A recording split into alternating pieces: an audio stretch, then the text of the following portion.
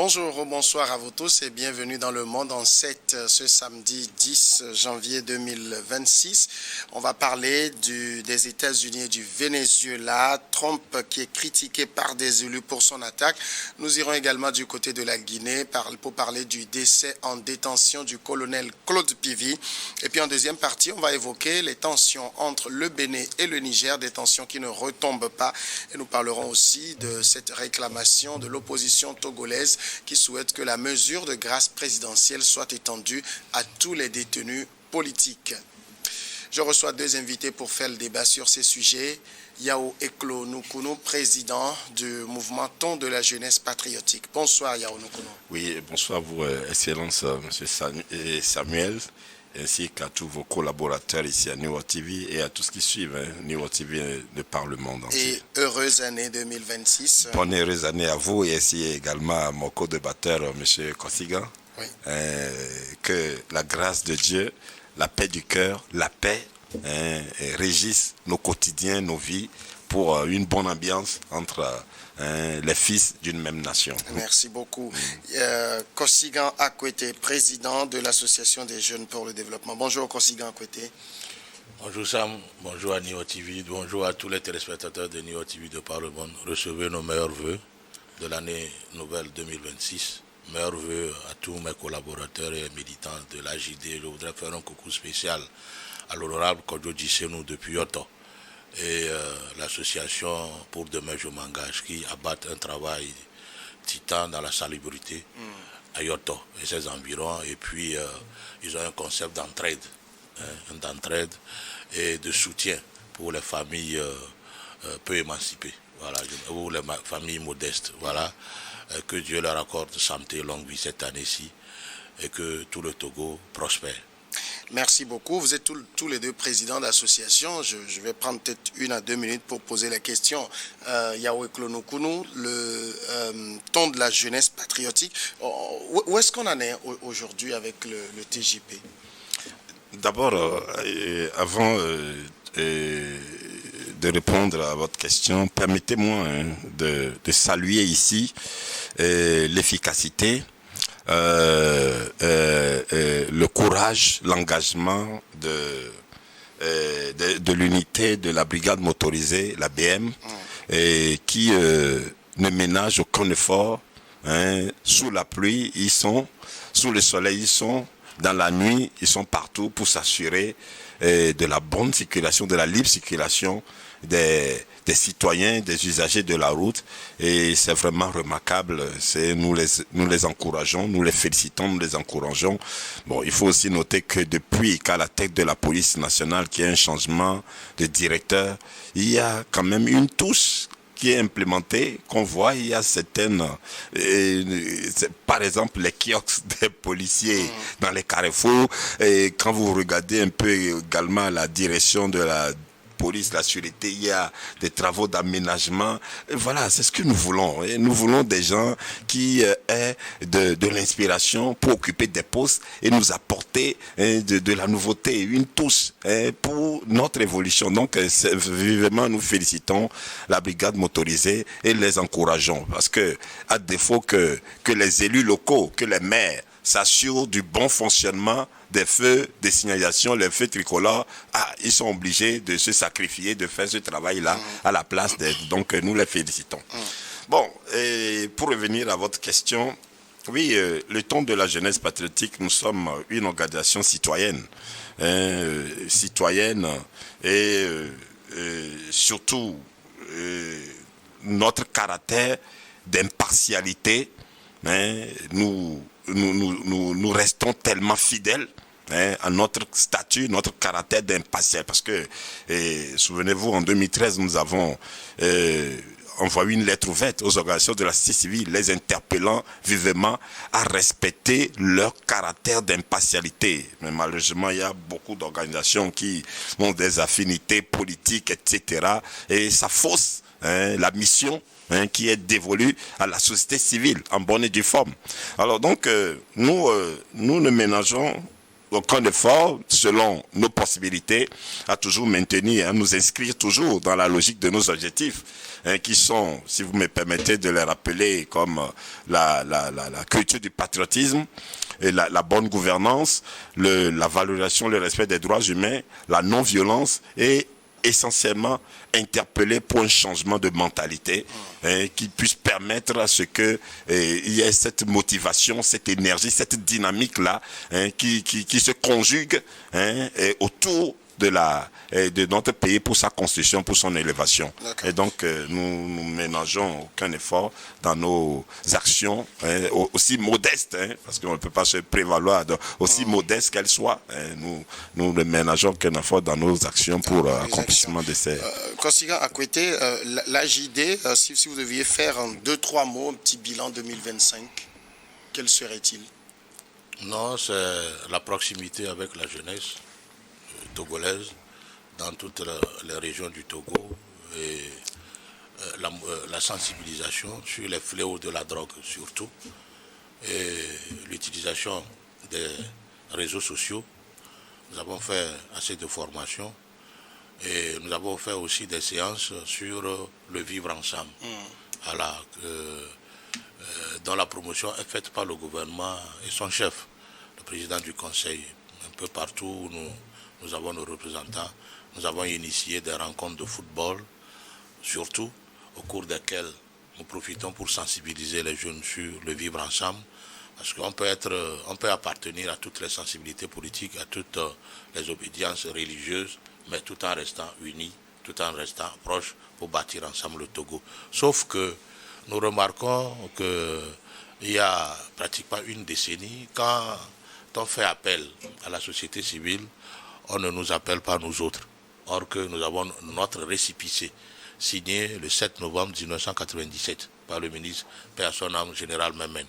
Mais bon, c'est comme, je ne sais pas qui fait le tri, quand il s'agit de parler de la jeunesse au cours des formations ou des rencontres avec les autorités, on ne nous appelle jamais. Donc je place pas ce plateau pour rappeler aux autorités du ministère de l'administration territoriale que nous insistons et nous travaillons. Nous avons nos rapports d'activité. S'ils veulent, on peut leur soumettre pour qu'ils voient que nous constituons un maillon essentiel pour promouvoir sur le terrain tout le cahier social que le gouvernement en place alors émet chaque année.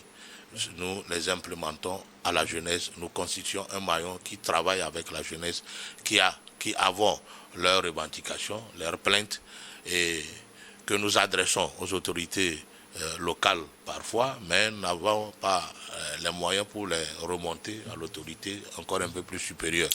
Voilà. Merci beaucoup. Merci en tout cas pour tout ce qui est fait par vos deux associations.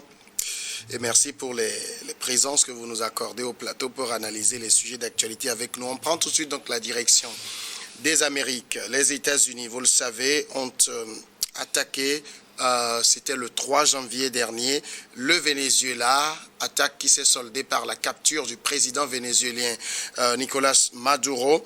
Cette initiative est critiquée au sommet de l'État. Les démocrates et quelques républicains ont critiqué le président. Le chef de la minorité au Sénat, Chuck Schumer, a qualifié l'attaque d'imprudente et a déclaré que l'administration devait immédiatement informer le Congrès de ses objectifs et de son plan pour éviter une catastrophe humanitaire et géopolitique. Le sénateur Tim Kaine a déclaré qu'il imposerait un vote la semaine prochaine pour une résolution bipartite stipulant que les États-Unis ne devraient pas être en guerre avec le Venezuela sans une autorisation claire du Congrès. Yaounoukoulou, tout le monde a été un peu surpris aujourd'hui. On sait que les Américains, c'est un peu le western. Ils aiment montrer leur force à tout le monde. Mais voir les États-Unis débarquer dans un État souverain, capturer le président de ce pays, quelle a été votre réaction à cette information, à ces images surtout? Comme vous l'avez dit, tout le monde a été surpris. Mais il y en a qui ont été agréablement surpris et d'autres aussi. Donc, moi, tout comme le président Macron qui a salué cette initiative, moi également, je salue. Et je m'inscris dans la même lignée que le président français Emmanuel Macron qui a salué cette initiative du président Donald Trump. Et ce n'est pas étonnant, ce n'est pas du tout étonnant parce que je crois que le président Maduro lui-même, il a été trop maladroit. Il a vraiment été trop maladroit. C'est comme je veux oser dire, permettez-moi de dire que il a été comme Patrice Lumumba, comme Thomas Sankara africain. Il a été comme eux. Parce que quand vous avez en face de vous un plus puissant, il faut de la subtilité. Il aurait pu prendre l'exemple de Jacob Zuma. Jacob Zuma, lorsque le président Trump a lancé des mises en garde par rapport à la situation des Blancs, dans un premier temps, Jacob Zuma a voulu jouer au truc là, mais après, il s'est ressaisi. Je pense que vous parlez de Cyril Ramaphosa. Ah oui, excusez-moi, je me trompe. Jacob Zuma, c'est l'ancien président. Oui, Cyril, excusez-moi. Oui. Cyril Ramaphosa, mais après, il s'est ressaisi et il a demandé audience, il est allé rencontrer Donald Trump à la Maison Blanche et il a géré ça, calmé ça, et puis c'est fini. Par contre, je ne sais pas, Maduro, je ne sais pas l'illusion qui le prenait, il voulait jouer au one-man show, etc., rentrant dans du etc. Mais Yaounoukourou, est-ce que ce n'est pas grave de voir un État débarquer, Manu Militari, dans un autre État souverain, jusqu'à commettre, je dirais, l'impensable, enlever le président de cet État-là? De toutes les façons, la Russie a planté le décor. Mais sauf que le décor planté par la Russie n'a pas capturé le président ukrainien. Mais pire, il n'a même pas été tué. Oui, parce que actuellement, si on compte le nombre de centaines de morts. Des deux côtés. Pas de deux côtés. Non, des deux côtés. On ne peut pas comparer le nombre de personnes tuées en Ukraine par rapport à cette opération-là, parce que au Venezuela, d'abord le Venezuela ne peut même pas tenir devant... Il y a eu au moins 100 morts, selon les bilans. Alors, oui, mais donc depuis 4 ans en Ukraine, est-ce que c'est 100 morts seulement qu'on peut compter également? Que ce soit l'un ou l'autre, est-ce que ça se justifie? De toutes les façons, la Russie a planté les décors. Et ma foi, je crois surtout dans mon Afrique ici, il y a eu beaucoup qui ont apprécié cette initiative de la Russie. Il y en a même qui ont dansé, qui dansent avec le drapeau russe. Donc, il faut qu'ils applaudissent également les États-Unis dans cette action Venezuela. D'accord. Kosigan Akwete, réaction. Oui, vous savez, accuser tout de suite les États-Unis, Donald Trump, je pense que c'est être maladroit. Maladroit pourquoi? Cette intervention...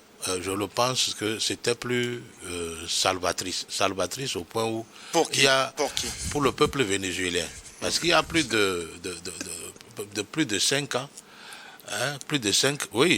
une dizaine d'années, l'Union européenne et les États-Unis ont mis des embargos, non seulement sur le pétrole vénézuélien, mais sur l'économie, sur toutes les portes économiques du Venezuela. Alors, si c'est à cause de Maduro qu'on punit ainsi le peuple vénézuélien durant des années, vous avez constaté qu'entre-temps, il y avait eu un jeune opposant que l'Europe et les États-Unis ont adoubé. Juan Guaido. Voilà, même Obama l'a reçu plusieurs fois avec sa femme. Et l'ONU, l'Union européenne, plus les États-Unis, lui ont donné signature sur le compte extérieur du Venezuela, au détriment des Vénézuéliens. Lui, il en a profité longtemps. Et après, c'est le statu quo. Parce que, voilà, entre-temps, on a voulu envoyer des armes qu'on a pris comme des produits humanitaires au Venezuela. Maduro a eu lâchu et donc a bloqué tous ces véhicules qui doivent amener alors les armes pour combattre son régime. Mais là où Maduro a fauté, c'est vrai qu'il promeut le chavisme, mais il fallait céder le pouvoir. Au cours d'une élection... Oui, mais moi j'entends ce que vous dites, mais en même temps, j'arrive. En quoi voilà. les États-Unis, moi j'ai dit, Trump est venu soulager les populations vénézuéliennes. Parce qu'ils n'ont plus leur économie en main. Leurs ressources minières, la première, le pétrole. Vous savez, le gisement du pétrole du Venezuela domine alors tous ceux qui ont du pétrole. C'est l'un des plus grands C'est l'un des plus grands pays qui dispose du pétrole, à gogo. Mais inexploité. Et ça ne sert pas à la population. Maintenant, si c'est Maduro qui est le problème, Trump est venu régler le problème. Tout comme l'Ukraine. Et tout comme ailleurs. Vous savez, par exemple, nos ports africains francophones sont pris par la France, à nos détriments. Personne n'en parle. Pourquoi vous voulez s'en prendre à Donald Trump qui est venu soulager alors toute une population contre une personne? Alors, Trump s'est dit, s'il faut punir tout le Venezuela à cause de Maduro, moi je viens l'enlever pour régler le problème. Ça veut dire, maintenant vous pensez que le Venezuela va être heureux? Mais pourquoi pas? Il suffirait que les Vénézuéliens eux-mêmes prennent alors leur sort en main. Et que voilà, ils rentrent dans un processus démocratique où le pouvoir doit changer de main chaque 10 ans ou chaque 8 ans, selon ce qu'ils vont décider par un référendum, et que le pays, que la gouvernance réponde aux normes internationales, et c'est fini. Quand Donald Trump affirme que nous, il ne s'en est pas caché, nous allons diriger le Venezuela. Alors je pense quand même qu'il y a un projet de loi qui va le priver de ça, ça c'est sûr, parce qu'il y a des républicains, des démocrates qui sont en train de voter une loi pour alors restreindre les pouvoirs de Donald Trump sur les actions militaires à mener contre le Venezuela. Ouais. Peut-être que dans ces textes-là, on peut le priver d'une marge nécessaire pour que voilà, il puisse intervenir de temps en temps ou interférer dans la gestion du Venezuela. Mais le grand problème est réglé. Maintenant, ceux qui sont en train de voter ce test pour alors minimiser les pouvoirs de Donald Trump, s'ils sont si républicains, démocrates, ils devraient demander aux États-Unis de libérer Maduro. S'ils ne le font pas dans ce texte-là, ça voudrait dire que d'une manière ou d'une autre, ils soutiennent l'action de Donald Trump aussi. Alors, voilà. Les critiques, l'un des points sur lesquels les voix critiques se lèvent, Yaounoukoulou, c'est que c'est une action, disons, décidée unilatéralement, alors que le président américain n'a pas le droit d'engager les forces militaires dans des pays étrangers sans l'aval du Congrès.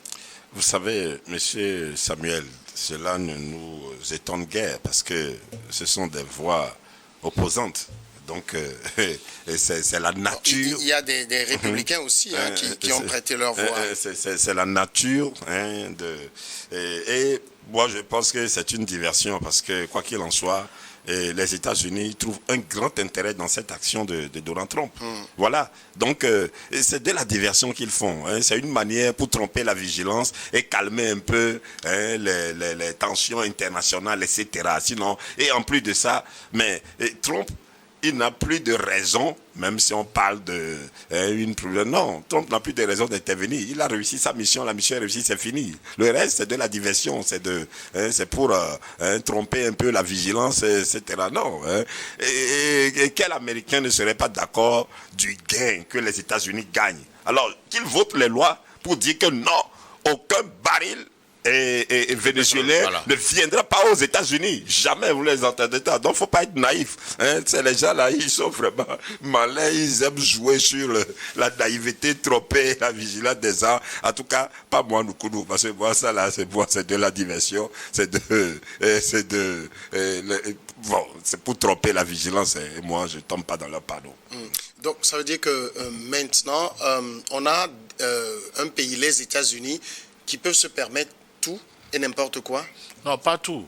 Au mépris des tests, parce que je dis, il fallait l'aval du Congrès pour engager les troupes étrangères. Quand l'assaut contre l'Irak va être donné, mais tout le monde entier s'est soulevé comme un bouclier contre George Bush dans le temps. Mais il n'a écouté personne, il a agi. Pourquoi en ce moment-là, on n'a pas voté une loi pour restreindre alors les forces du président Bush pour que voilà, il intervienne dans un autre pays comme l'Irak? Si vous me permettez, je ne vous coupe pas, mais je vais vous appuyer. Mais, M. Samuel, ça fait des mois que les États-Unis ont déployé leurs forces, que ce soit les navires, ou etc. Ça fait des mois qu'ils ont déployé. Pourquoi est-ce que le Congrès ne s'est pas opposé du déploiement de ça? Non, il ne faut pas être naïf. Tout ça, c'est de la diversion. Vous savez, leur intervention en Afghanistan, pourquoi le Congrès ne s'est pas opposé? Ben, il y avait le pétrole en Irak, il y avait le pétrole en Afghanistan.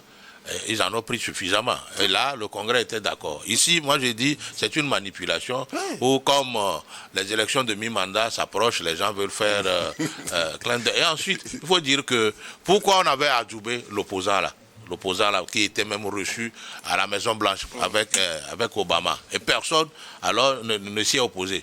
Même sur le plan international, on lui a donné carte blanche pour qu'il signe sur les comptes extérieurs du Venezuela contre la population vénézuélienne. Et celui qui est venu pour régler le problème, bon, pour Trump, si c'est Maduro qui fait que voilà, le peuple vénézuélien doit être puni de cette sorte et manquer même de médicaments pour se soigner, il vaut mieux l'enlever pour que voilà, tous les blocus soient enlevés, pour que voilà, les populations vénézuéliennes vivent bien.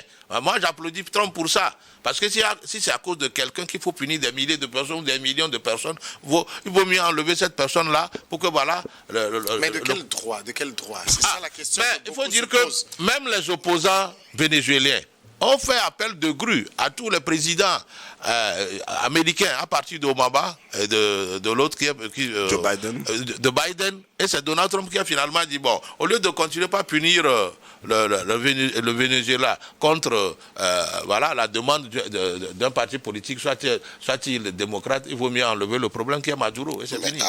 En même temps, vous le savez, hein, si on prend le fait que Nicolas Maduro ne soit pas quand même un grand démocrate, et c'est pour cela que les États-Unis sont allés jouer au cow-boy. Il n'y a pas que lui qui n'est pas grand démocrate dans le monde. Pourquoi les États-Unis ne vont pas, par exemple, Yaounoukoulou, déloger le président nord-coréen? Ben, écoutez, est-ce que les Nord-Coréens ont traité avec, ont demandé l'opposition nord-coréenne? Ils n'ont même pas la voix, ils n'arrivent même pas à s'exprimer. Ah mais oui, mais il faut dire que... Ce que je dis, si l'idée derrière, c'est que nous voulons aller aider un peuple, nous voulons rétablir la démocratie comme vous le dites, il n'y a pas que le Venezuela. Monsieur Samuel, que cela ne vous échappe pas, lors du premier mandat de Donald Trump, les rapports avec la Corée du Nord, surtout sur les dossiers nucléaires, il ne les a pas, il n'a pas du tout ménagé la Corée du Nord. Ça mais il n'est jamais intervenu. Non, oui, oui. Et la Corée, le président nord-coréen également, a su se contenir, a su mesurer ses positions, etc. Il n'est pas allé de façon maladroite, comme Maduro, etc. Non. Le président nord-coréen, il a su aussi comment coopérer, parce que souvenez-vous qu'il y a même les agents de la IEA qui sont même allés en Corée du Nord, etc. Non, il a été malin, il a été subtil, le président nord-coréen. Ça ne veut pas dire que la Corée du Nord fait peur aux États-Unis. Si la Chine et la Russie ne font pas peur aux États-Unis, ce n'est pas la Corée du Nord qui va faire peur aux États-Unis. Et en plus de ça, qu'est-ce que de façon pour ce qui concerne les ressources naturelles, pour ce qui concerne les grands intérêts, qu'est-ce qui attire particulièrement les États-Unis de la Corée du Nord?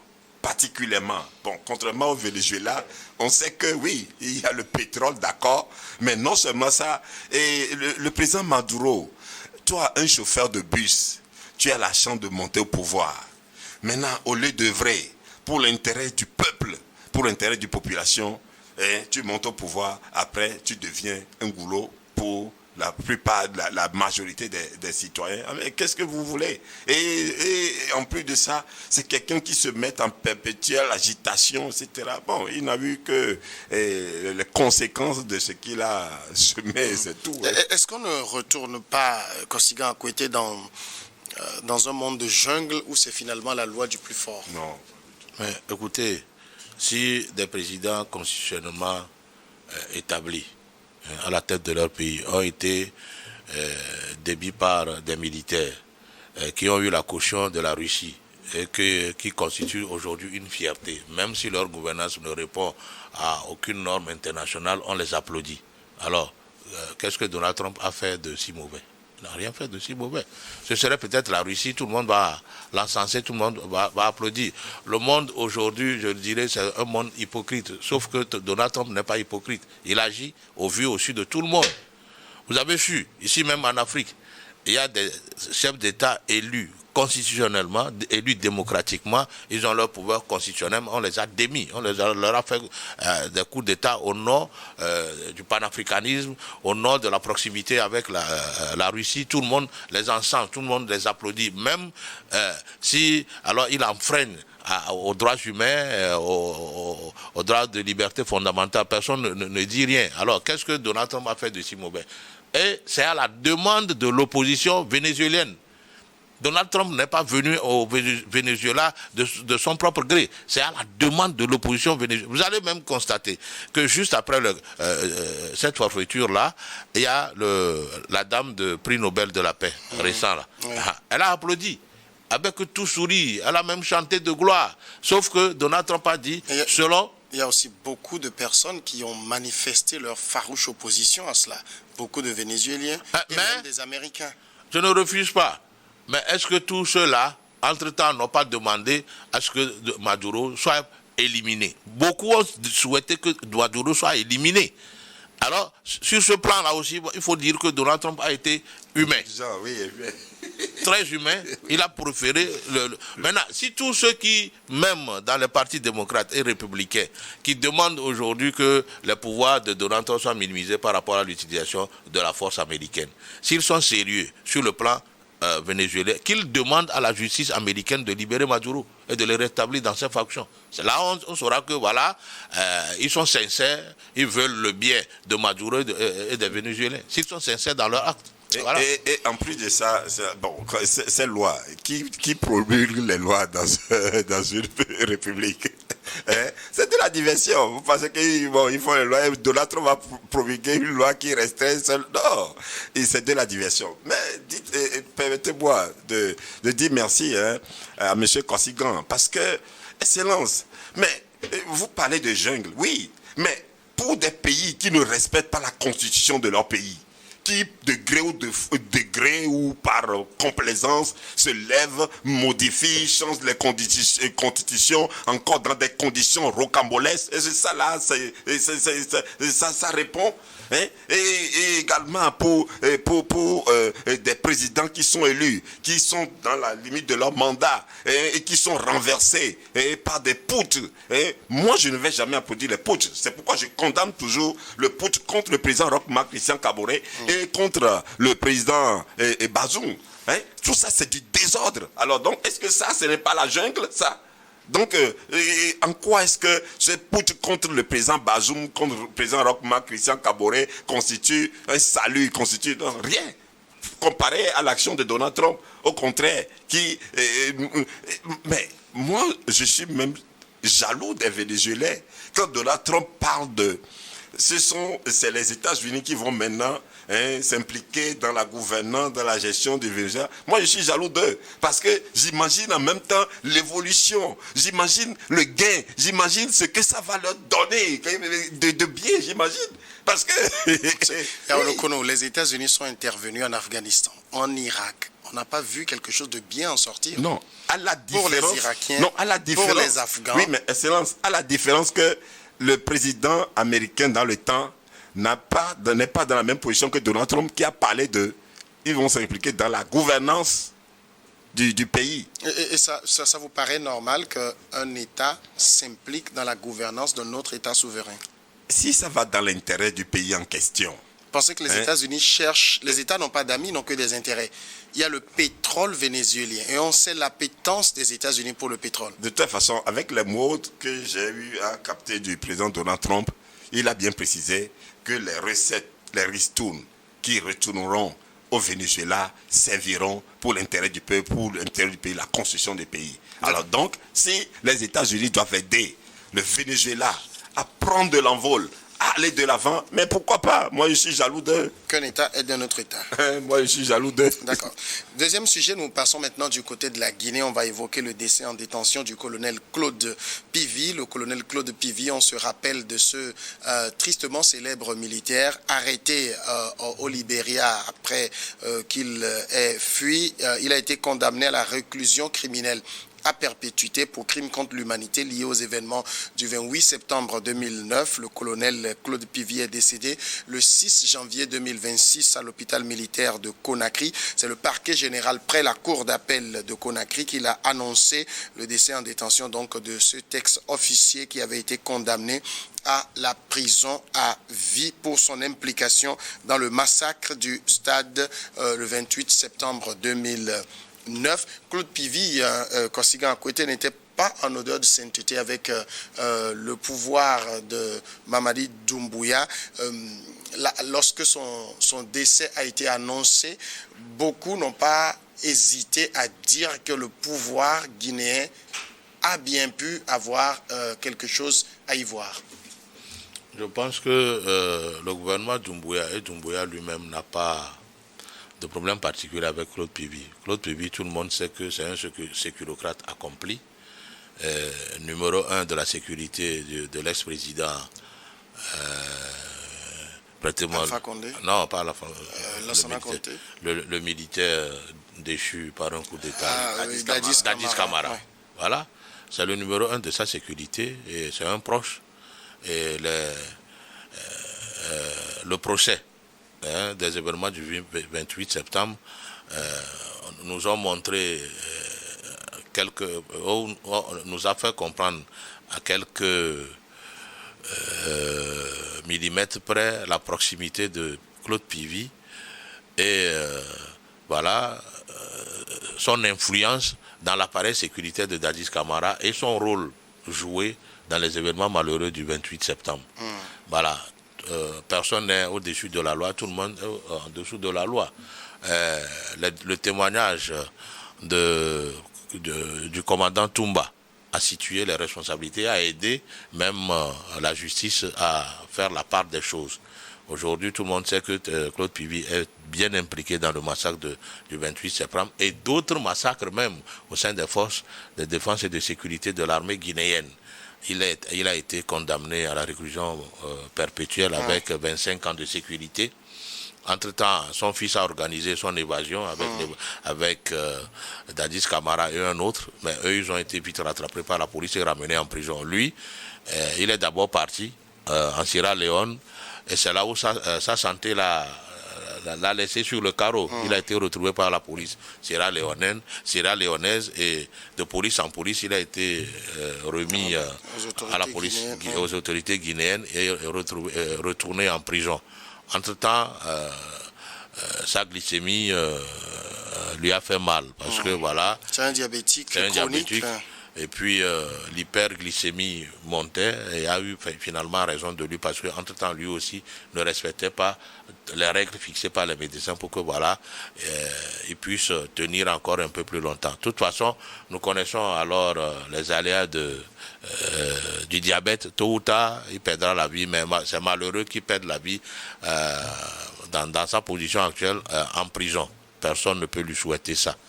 Paix à son âme, paix toutes les condoléances à ses familles et proches, même à l'armée guinéenne qui a perdu un de ses pions, malheureusement. Mais ce que moi je ne comprends pas dans cette affaire, comment on peut laisser l'instigateur lui-même en liberté? Je veux parler de Dadis Camara. Voilà, et laisser les autres. Qui a été gracié. Voilà, pourquoi ne pas gracier alors tout le monde? C'est là où je dis que Doumbouya peut-être a péché. Parce que si vous pouvez laisser la tête du serpent, alors laissez aussi les autres qui constituent le corps du serpent. Parce que c'est sous son autorité et sous ses instructions que les autres ont commis ces forfaits-là. Alors pour le gracier et le sortir de prison, il vaut mieux sortir alors tous ceux qui l'ont aidé à commettre alors cette atrocité et porter alors cette responsabilité de les avoir graciés. C'est là où moi je pense quand même que Doumbouya a fauté. Il fallait aussi libérer les autres. Alors, Claude Pivi, on sait, quand on regarde le pédigré de l'homme, c'est pas quelqu'un qui, disons-le, était vraiment porté par les populations, mais au-delà de tout, depuis le coup d'État, il n'était pas non plus en odeur de sainteté avec les nouvelles autorités. Et puis, Kosiga Akwete évoquait son état de santé qui était su des autorités. Plusieurs fois, ses avocats ont demandé qu'il soit envoyé à l'extérieur pour subir des soins. Ça a été refusé. Est-ce qu'on a laissé mourir un homme gênant? Monsieur Samuel, vous savez, moi, en tant qu'un acteur de la non-violence, je ne trouverai jamais d'excuses. Je ne trouverai jamais de prétexte pour trouver... je ne sais pas, une quelconque raison par rapport à quelqu'un qui commet des génocides. Parce que d'abord pour moi, c'est incompréhensible pour nous les Africains. Comment se fait-il qu'il n'y en a pas plus humain que l'autre? Comment se fait-il que des armes que nous détenons, nous avons des armées, des militaires grâce aux Blancs, Les armes que nous détenons, nous sommes incapables de les fabriquer. Et quand nous les avons, c'est juste pour massacrer nos propres frères. Pour moi, ça n'a pas de sens. C'est-à-dire que il n'y a même pas aucune raison. C'est-à-dire, et encore c'est nous qui critiquons l'esclavage, qui critiquons la colonisation, et voilà de ces non, ce n'est pas possible. Donc, moi je ne pense même pas qu'il mérite même qu'on parle de lui. Moi, je ne pense même pas qu'il mérite qu'on parle de lui. Des gens comme ça, non, il faut que ça s'arrête dans notre Afrique ici. Que les armées constituent encore du désordre pour les propres citoyens, leurs propres frères. Non, mais c'est-à-dire, c'est comme marcher sur la tête. Il faut que ça s'arrête à un moment. Alors donc, mais tout cela aussi, dans sa suite, je crois que il y a un travail qu'il faut refaire sur les armées en Afrique, parce que il y a une inconscience qui règne toujours sur le mental, la psychologie des armées en Afrique, et c'est pourquoi ces genres de désastres, ces genres d'événements se perpétuent encore et toujours. Donc il faut à un moment un travail pour arrêter ça. Les armes, c'est pour défendre le pays, c'est pour protéger les citoyens, non pas pour massacrer les citoyens pour l'intérêt de quelqu'un. On ne peut pas continuer avec ça. On ne peut pas continuer pas marcher sur la tête avec de tels comportements qui en témoignent. Non, il faut que ça s'arrête à un moment. Bon, maintenant, par la suite également, qu'est-ce qu'on n'a pas vu? Il faut aussi que les acteurs qui s'inscrivent dans la politique soient des acteurs dignes, conscients, responsables. Parce que, pourquoi je dis ça? Si vous prenez Alpha Condé, longtemps opposant, et lui aussi une fois au pouvoir, qu'est-ce qu'on n'a pas vu? Après son deuxième mandat, il touche la constitution, il veut s'octroyer un troisième mandat, et lui aussi, toi un opposant, tu vas faire tuer des gens par les forces de sécurité, toi aussi. C'est en cela que la montée de Mamadi Doumbouya, bon, c'est comme s'il est venu corriger quelque chose. Mais le goût du pouvoir, c'est quelque chose qui, nous les Africains, c'est comme nous restons toujours immatures. Nous restons toujours immatures, et je crois que l'esprit républicain, l'esprit patriotique nous échappe toujours. Sinon, tu peux être militaire, monter au pouvoir pour corriger une situation, mais tu conduis une transition après, tu te retires. Bon, même si tu vas te présenter, ok, assure-toi que les élections soient transparentes, libres, à tous. Alors donc, Excellence, vous savez, nous avons encore des problèmes sur nous en Afrique. Il faut en prendre conscience. Nous avons des problèmes. Et tout ça là, ça se perpétue tout simplement parce que ceux qui se disent opposants des civils aussi, ils manquent de sérieux, ils manquent de sens de responsabilité. Et quand ils sont au pouvoir, c'est leur maladresse, les trucs là qu'ils font, c'est ça aussi. Donc nous sommes dans du mélange, dans du méli-mélo. Arrivé un moment, il faut arrêter tout ça, il faut prendre conscience et reprendre un nouveau départ. Donc pour moi, le collègue, il ne mérite même pas de faire objet d'un débat parce que je ne sais pas. Qu'est-ce que je dois apprécier? Qu'est-ce qu'il a incarné? Qu'est-ce qu'il a incarné? Qu'est-ce qu'il a fait de grand pour son pays? Qu'est-ce qu'il a fait? Qu'est-ce qu'il a réalisé? Si ce n'est que cette image-là, quelqu'un qui... Est-ce que sa vie est plus précieuse que ceux qui sont tués, ceux qui sont massacrés? Qui sait même si ceux qu'il a massacrés, ce sont eux qui pouvaient faire évoluer la Guinée. Il a été un danger pour la Guinée. Il a été une entrave, un blocage pour ce pays-là, en massacrant les fils du pays. Donc, il ne mérite même pas. Moi, je n'ai plus rien d'autre à dire le concernant. Il ne mérite même pas que je m'attarde, que je parle de lui. Alors, quand les autorités arguent qu'il n'a pas suivi, il n'a pas observé son traitement médical et que son état s'est dégradé, on a quand même, et je le disais, les demandes formulées par ses avocats pour être envoyés à l'étranger afin de recevoir des soins appropriés, conséquemment à son état, lesquelles demandes ont toujours été refusées. Et on sait que les structures sanitaires guinéennes ne sont pas des plus recommandables non plus. Vous savez, tous les détenus sensibles envoyés pour se soigner à l'étranger ne reviennent jamais dans le pays. Ils bénéficient surtout de l'asile politique du pays d'accueil, surtout en Europe. Ils ne reviennent jamais. Et parfois sont même source d'un autre coup de force, de coup de force dans leur pays, où ils organisent quelque chose qui va à l'encontre alors du pouvoir d'État qui est dans leur pays. Donc je pense quand même que sur ce plan, on ne peut pas envoyer Claude Pivi à l'étranger. Mieux, Claude Pivi a envoyé des vies innocentes à la mort, froidement abattues. Et puis, si on le qualifie de sécurocrate, c'est parce que c'est un nécrophage. Il n'hésite pas à utiliser sa gâchette pour abattre des hommes innocents.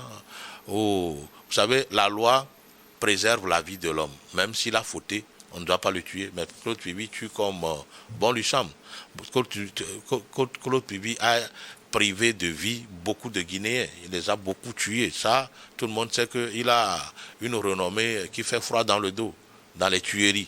Alors, toutes ces personnes qu'il a tuées, Dieu merci, il les a rejoints dans l'au-delà. Si c'est bon ou pas, j'ai l'impression que vous vous réjouissez de la mort d'un homme, mais vous êtes des acteurs de la société civile, non, donc la préservation de la vie humaine, non, vous savez, quelle qu'elle soit. Nous connaissons des militaires qui respectent la vie humaine, quel que soit le problème. Si vous êtes sécurocrate et quand quelqu'un n'a pas obéi à la loi vous donne autorité de l'arrêter et de le mettre à la disposition de la justice. La seule qui doit dire le droit le concernant. Et même, vous savez, en Afrique et partout d'ailleurs, on fait la promotion de lutte contre la peine de mort. Aujourd'hui, beaucoup de pays ont aboli la peine de mort. C'est pour préserver la vie humaine. Et on trouve peut-être entre la peine de mort et la réclusion perpétuelle et tout ça là, c'est pour préserver la vie humaine et la dignité humaine. Donc, tirer sur une personne pour l'abattre, le tuer, même s'il a fauté, je pense quand même que ce n'est pas bon. Or, lui s'est illustré comme un grand tueur de la République à cause de Dadis Camara, qui fut même gracié. C'est ça la vraie jungle, et non pas celle de Trump. Donc moi j'ai dit, déjà, même l'État de Guinée ne porte pas Claude Pivi. Voilà. Si lui, qui a tué sur les ordres de Dadis Camara fut gracié. Tout le monde sait que l'instigateur de la tuerie du 28 septembre, c'est Dadis Camara. Ça a été prouvé à la justice, mais on l'a gracié. Ben, pas pourquoi Claude Pivi, c'est parce que le gouvernement guinéen sait que c'est un malfaiteur, donc le laisser libre peut encore engendrer d'autres morts. Maintenant, on ne peut pas se réjouir de sa mort, mais j'ai dit, il faudrait que l'homme se souvienne toujours qu'il fut alors un ancien spermatozoïde et qui sera bientôt un cadavre. Donc il va falloir que nos positions, nos nominations ne nous prennent pas la tête, qu'on les prenne avec humilité et qu'on serre l'ordre humain. Excellent, si vous permettez, cette situation passée en Guinée, quand j'observe aujourd'hui le Soudan, quand j'observe la RDC, etc., parfois il m'arrive de me poser la question de savoir, est-ce que les Africains méritent de tenir des armes à main? Est-ce que les Africains méritent de recevoir des formations militaires des Occidentaux et d'avoir des équipements militaires? Est-ce que nous, les Africains, est-ce que nous sommes déjà matures? Est-ce que nous sommes prêts? Est-ce que ce n'est pas aller trop tôt? Est-ce qu'on ne doit pas nous priver de la formation militaire et des équipements militaires? À quelque part, je comprends également les Blancs. Je comprends les Blancs quand il y a certains types d'armes, certains types de matériel militaire, ils n'acceptent pas que les Africains les possèdent. Je les comprends. C'est des gens qui nous ont étudiés, savent ce que nous sommes. Et donc, c'est pourquoi ils prennent certaines mesures pour restreindre certaines livraisons. Ils ne permettent pas certains types d'armes à la diffusion des Africains. Et quand nous les possédons, voilà, c'est-à-dire au Soudan actuellement, ils se massacrent entre eux, en RDC, et tu ne verras aucun pays africain oser retourner cette arme contre aucun pays blanc, aucun pays occidental. Jamais. Aucun ne peut jamais oser. Mais si c'est pour massacrer son propre frère, alors donc nous les Africains, il y a un problème avec nous. Et nous devons en prendre conscience pour réfléchir à trouver une solution afin de nous guérir de cette psychologie, de ce mental, de cette attitude-là. Vivement. Messieurs, si vous permettez, on va marquer maintenant la pause. Ce sera le temps pour nous de regarder le journal et on revient une dizaine.